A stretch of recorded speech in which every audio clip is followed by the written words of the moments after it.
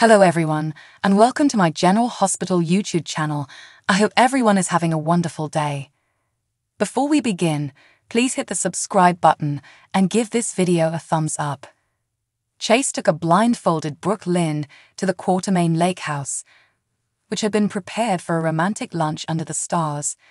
"Happy Valentine's Day," Chase said. He admitted that he overheard her chatting to Leo about a comet that was supposed to pass over New York later that evening. Brooke Lynn grinned as she explained that Leo was enthusiastic about the occasion since he believed in Valentine's Day magic. Chase pondered what could be more magical than stargazing and sipping champagne while waiting for a once-in-a-century event. Brooke Lynn trembled as she cuddled on a love sofa with a blanket. Chase was angry that both space heaters were not working, but Brooke Lynn assured him that they could keep each other warm with their body heat. Chase cuddled up next to her under the blankets after bringing her 2 glasses of champagne. Chase toasted Brooke Lynn, promising that they would have a Valentine's Day to tell their grandchildren about. Brooke Lynn murmured something about frostbite under her breath, but she grinned brightly when Chase wrapped his arm around her. Brooke Lynn and Chase stargazed, and she wondered when the comet would appear. Chase offered to take her inside if she was too chilly, but to his astonishment, Brooke Lynn admitted that she didn't believe in the Valentine's Day hoopla. "It's just a commercial money grab to make single people feel like crap," she went on to say. Chase broke out laughing as he felt the same way. He said that he had made an effort to make Brooke Lynn's day unique. Brooke Lynn was moved by the gesture and kissed him. Brooke Lynn and Chase decided to return home. As they gazed up at the sky one more time, they noticed the comet pass over the lake. Chase indicated that there was Valentine's Day magic after all. When Chase and Brooke Lynn returned home, they made love. Maxie, Sasha, and Lucy sat at a table in the Savoy nightclub, which had been adorned for Valentine's Day. Lucy was disappointed since Marty had not returned any of her calls. Maxie and Sasha attempted to brighten Lucy's spirits by pointing out that she was out with pals. Lucy decided to get into the spirit of things, but she warned her pals not to toast to love because she would throw her drink at them. "To friendship," Maxie remarked, raising her glass. Cody and Spinelli came in close proximity. Spinelli was hoping to meet someone, but he felt suspicious when he saw Maxie. Cody assured Spinelli that he was unaware that Sasha and Maxie would be at the Savoy, but he suggested they greet the women. Before Spinelli could stop him, Cody approached the table. Maxie was delighted to see Spinelli and Cody, and she invited them to attend the celebration. However, Lucy complained because it was ladies' night, and no boys were permitted. After Cody and Spinelli left the pub, Lucy accused Maxie of breaking girl code, but Maxie refused to apologize. Lucy stated that she believed Maxie might need a vacation from Spinelli since they lived together, but Maxie swiftly stressed that it was only a temporary arrangement. Sasha smiled knowingly as she inquired about the length of time it would take to fix Spinelli's apartment, but Maxie was unconcerned because Georgie enjoyed living with her father. Sasha confessed that it sounded like Maxie enjoyed having Spinelli around too. Lucy shifted the topic because she wanted to strategize regarding deception. Sasha and Maxie wanted to take a night off, but Lucy insisted that they couldn't afford it because Tracy was out to destroy deception. Sasha pushed back because she knew Tracy wanted the company to thrive. A short time later, Lucy excused herself and called Martin, but the call went to voicemail. She left another message urging him to return her call. Later, she decided to leave without informing Sasha or Maxie. At the table, Sasha and Maxie discussed Spinelli remaining at Maxie's. When Maxie revealed that Spinelli was her best friend, Sasha inquired about Maxie and Spinelli's relationship. Maxie stated that everything had been wonderful, but it hadn't worked out. Sasha observed Maxie's attention shift to where Spinelli and Cody stood, and she wondered if Maxie had ever considered rekindling things with Spinelli.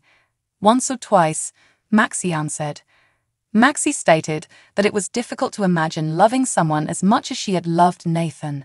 Sasha empathized because she had the same feelings about Brando. However, Sasha discovered that loving someone else might still be wonderful, even if it didn't compare to the love she had with Brando. Maxie stated that she had put Spinelli through too much to count, and she could not do it again. Then don't, Sasha replied. Spinelli wanted to leave the bar because he felt uncomfortable chatting to another woman while Maxie was present. Cody pointed out that it shouldn't matter because Spinelli and Maxie were simply pals. Later, Spinelli checked in with the babysitter. Cody questioned whether everything was all right after hanging up the phone. Spinelli explained that James kept getting out of bed, so Cody recommended Spinelli to inform Maxie. Cody grinned as Spinelli approached to speak with Maxie. Moments thereafter, Sasha joined Cody in the bar and said that Maxie had told Spinelli that James had a crush on the babysitter. Cody asked Sasha about her first crush, which she revealed to be her 4th grade science instructor. She told Cody that the teacher was absolutely unaware, but Cody wasn't convinced. Cody swapped gears because he wanted to know how Maxie felt about Spinelli. Sasha refused to compromise Maxie's trust, but she informed Cody that she would warn Spinelli if he put his heart on the line and his feelings were not reciprocated. Cody commented that perhaps the timing had not been perfect for Spinelli and Maxie previously, but his remark took on a double meaning when he looked at Sasha. At the table, Maxie and Spinelli both agreed that they had liked spending the evening together. Curtis and Portia returned home after his physical therapy appointment. He apologized for scheduling the appointment on Valentine's Day, but stated that he had seen improvement after each session. Portia was delighted. Once inside, Curtis decided to change before leaving, but Portia noticed a large arrangement of red roses on the table. Curtis stated that the flowers were not his doing. Portia picked up a message from Marshall informing her that he and Trina would be out late, and that dinner had been ordered. "Happy anniversary to us," Curtis added.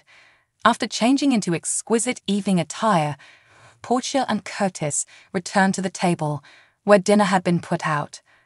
Curtis poured a glass of wine, and Portia sat across from him.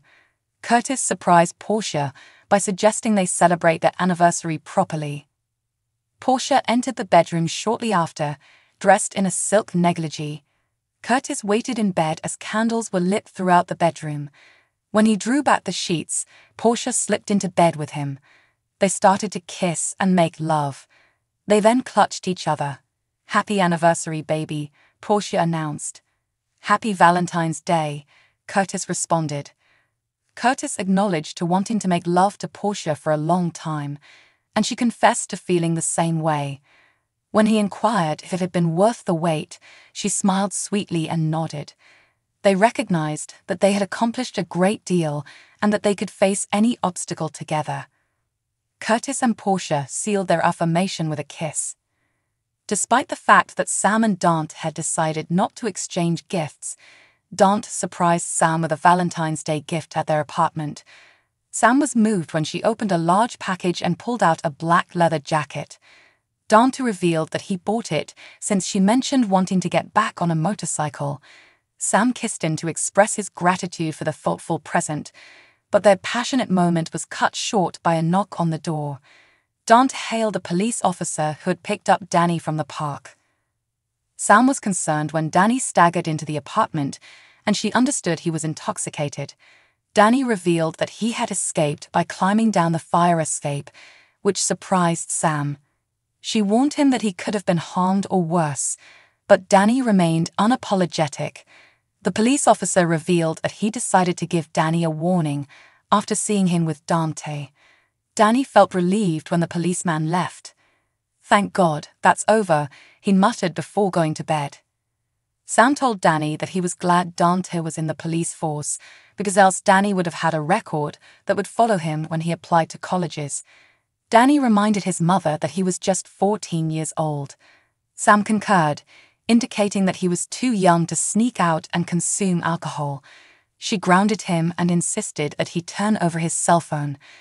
To her amazement, Danny accused his mother of hypocrisy because she had done the same thing when he was younger. Sam disputed it, but the talk ended when Danny started swaying on his feet. Sam promised Danny that if he got into difficulty, he could always call her without question. Dante swiftly explained that there will be questions, but he and Sam would always be available for Danny. Sam explained that she and Dante only wanted Danny to be protected.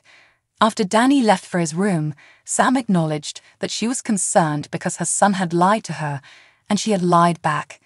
Dante argued that all parents whitewashed their pasts, and that Sam had been very honest with Danny about almost everything else. Dante told Sam that she couldn't be candid about her own crazy history, since Danny would see it as permission to keep drinking. Sam indicated that she was not concerned about Danny becoming an alcoholic, but she had noted how much her son resembled his father. Sam admitted that Jason was an adrenaline junkie who took great risks and was drawn to danger. In the end, it killed him, she explained. Dante was confident that Danny would not go down the same path, but Sam reminded him that she, too, was an adrenaline junkie and had been a wild adolescent. Dante informed Sam that she was a good mom because she was self-aware, and he pledged to be there to help. Later, Danny returned to the living room. He stated that he felt better after the room stopped spinning. He inquired if his mother was still angry. She assured him that she wasn't, but they would have to chat in the morning to establish some ground rules. Dante emerged from the kitchen with a glass of water, which he meant to give to Danny. He offered Danny the drink and instructed him to stay hydrated. Danny, grateful, began to return to his room, so Sam shouted out to tell him she loved him. "I love you too, Mom," Danny said.